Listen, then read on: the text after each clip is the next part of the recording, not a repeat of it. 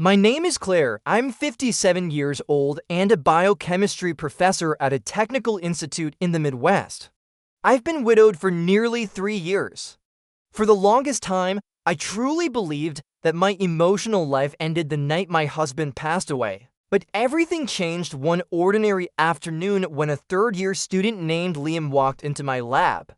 It wasn't the first time I'd seen him, but that day, there was something in his gaze that shook me to my core. He didn't just look at me as his professor, there was a depth in his eyes, a calm intensity that seemed to see through me. He spoke to me about a thermographic device he designed for his thesis, a compact machine capable of detecting and mapping skin heat variations. He asked if he could run tests in the lab, and I agreed, moved by his genuine passion. Later that day, the lab was empty and silent. I was alone, wearing a freshly ironed lab coat and, for some reason, I couldn't explain, a touch of lipstick. I hadn't worn in years. Maybe I already sensed something would change that evening. And I was right. When Liam approached, he didn't just speak, he observed. "You look different tonight," he said gently. His words stirred something in me. He placed the sensor near the base of my neck.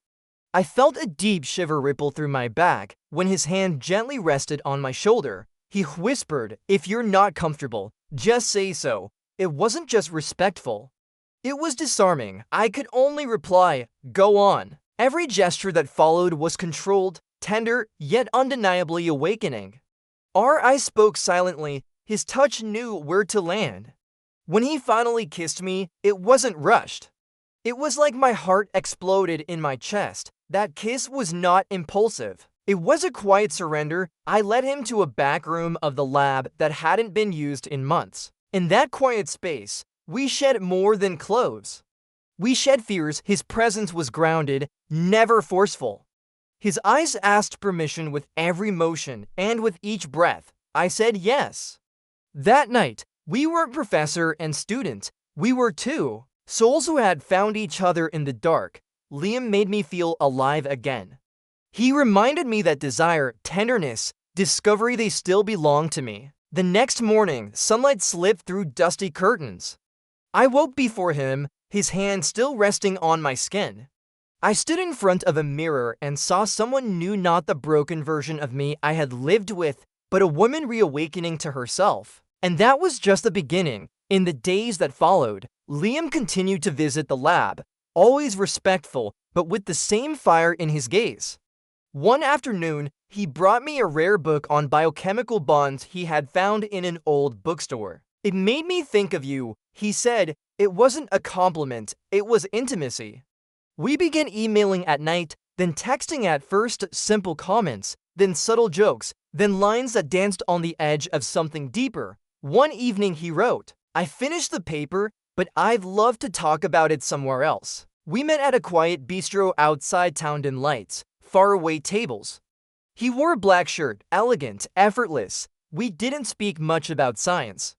We spoke about fears, memories, moments we never shared with anyone else. He listened in a way I had forgotten existed, as if each of my words held weight. There was a pause, a silence thick with meaning. "You're beautiful when you speak your truth," he said. My cheeks flushed.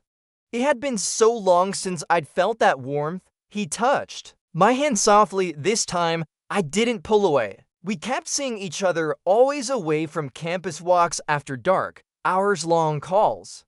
One afternoon, while organizing materials in the storage room, he gently held my face and kissed me again.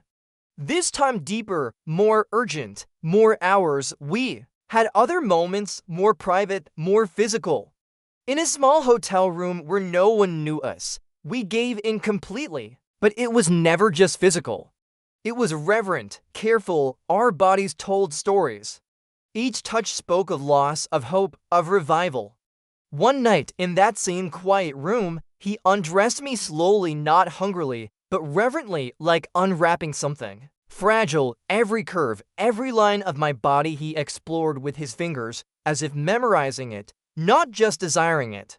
He whispered compliments, not to flatter me, but to reassure, to affirm, to say, "I see you." And I let him. That night his hands were poetry. They danced across my skin with intention, pausing where I had long gone numb. And as he kissed the inside of my wrist, I gasped not because it shocked me, but because it reminded me I still had fire inside. When he touched the small of my back and gently pulled me closer, I felt my breath sync with his. Liam didn't rush, he didn't take, he gave. Each moment stretched like silk between us. And when we finally became one, it wasn't just physical, it was a conversation between souls. I cried without shame, and he held me whispering, "You don't have to be strong with me." But shadows followed. At a conference, a colleague made a veiled comment. There was no proof, but suspicion lurked. I couldn't allow that to jeopardize my position. I spoke to Liam, he understood, but the pain was clear.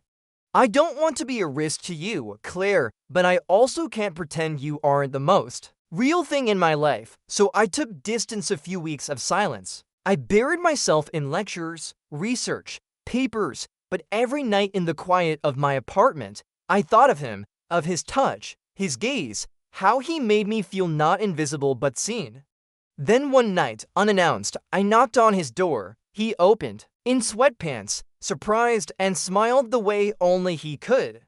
"Can I come in?" I asked. He stepped aside. And that night of all nights was different, not for what we did, but for how we did it.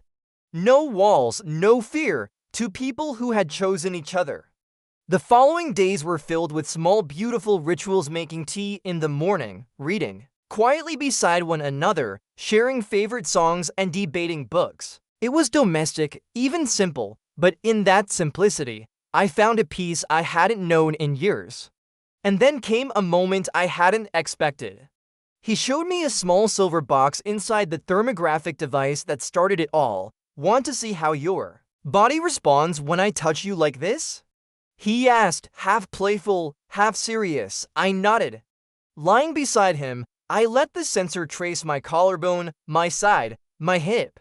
On the screen, waves of color pulsed with my heart rate. The deeper the touch, the warmer the hue. It was science and seduction, and it was brilliant.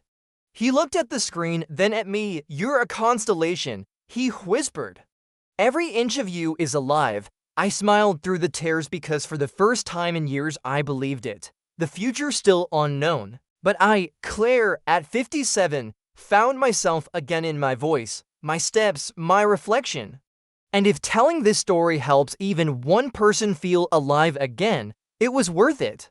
If you've ever felt reawakened, if you felt life pulse again in your chest, tell us your story. This is a safe space. We listen, we welcome. Subscribe to this channel and hit like if this story moved you, because sometimes one shiver is all it takes to awaken an entire life.